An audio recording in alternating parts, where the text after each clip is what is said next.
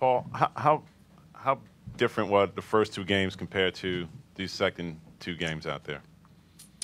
I think we just really settled into a good rhythm once we got on the road. I think, sometimes the road can kind of bring you together. That's the way it really looked like because we really didn't play well at home. But once we got here on the road, dealing with a little adversity, it's not always easy to win on the road. I think the team really came together.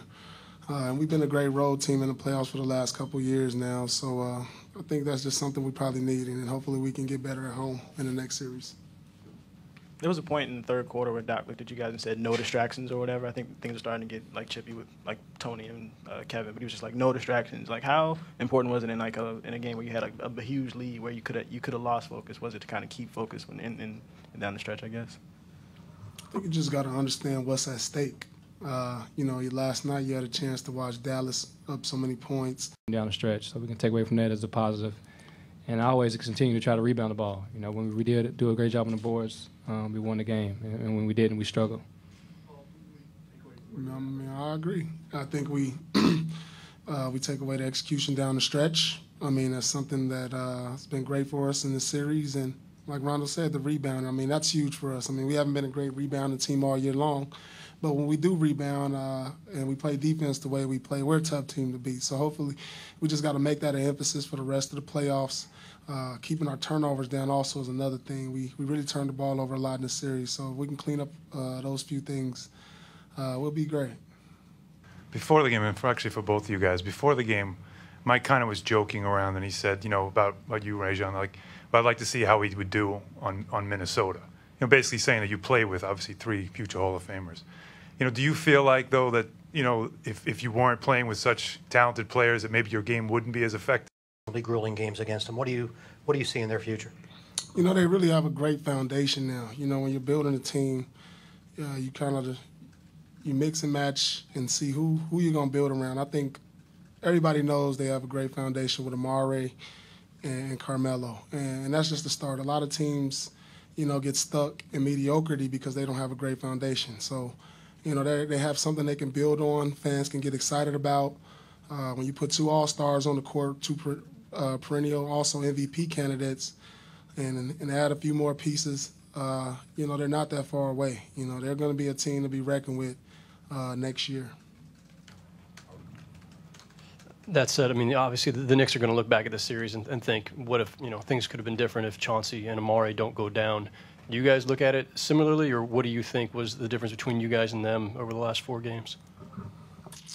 I don't like to really play the what if. I could sit here and tell you what if Shaq played. Buys to be done in 4 games?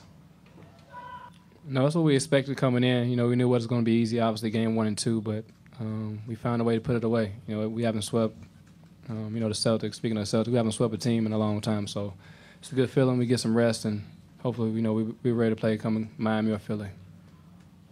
Paul, can you talk about the way Rajon played all 4 games, how he kind of drove you guys?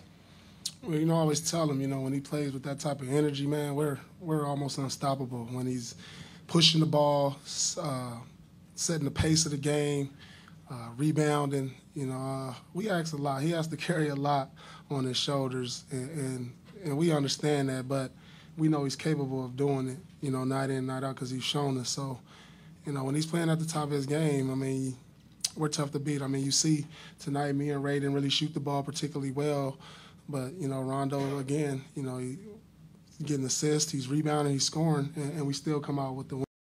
Dramatically. I think just time.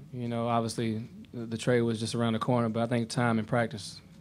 Doc shortened the playbook as well, so guys knew exactly what we were running out there on the court, and obviously, really, we just kept it simple. These last couple of games we played pretty good offensively. We went to our bread and butter down the stretch last 4 or 5 minutes of the game, and in the second half and the first half, we pretty much just ran 1 and 2 sets. Final couple questions, Coach. Gentlemen, both of you guys struggled in the first half. Glenn Davis had a big first half for you guys. What turned it around for both of you guys in the second half? Just not really worrying about the struggles. When you have such a talented team, there's other parts of the game. If you're talking about struggling with the shooting, I can always live with that night in, night out because I feel I can contribute so many other things to this ball club. And at the same time, we had a 17-point lead. So I don't really look at it as struggling. You know, I look at it as helping doing the little things, helping my team win. From them, we know we beat them over the course of a regular season. And even though we won 4 games, they earned our respect. You know, Amare playing with a bad back, you know, Carmelo giving his all. And we know they were shorthanded, not having Chauncey. We know they were dealing with some ailments. But, you know, they definitely earn our respect in moving forward. And we know they're going to be a team to be reckoned with, you know, especially starting next year.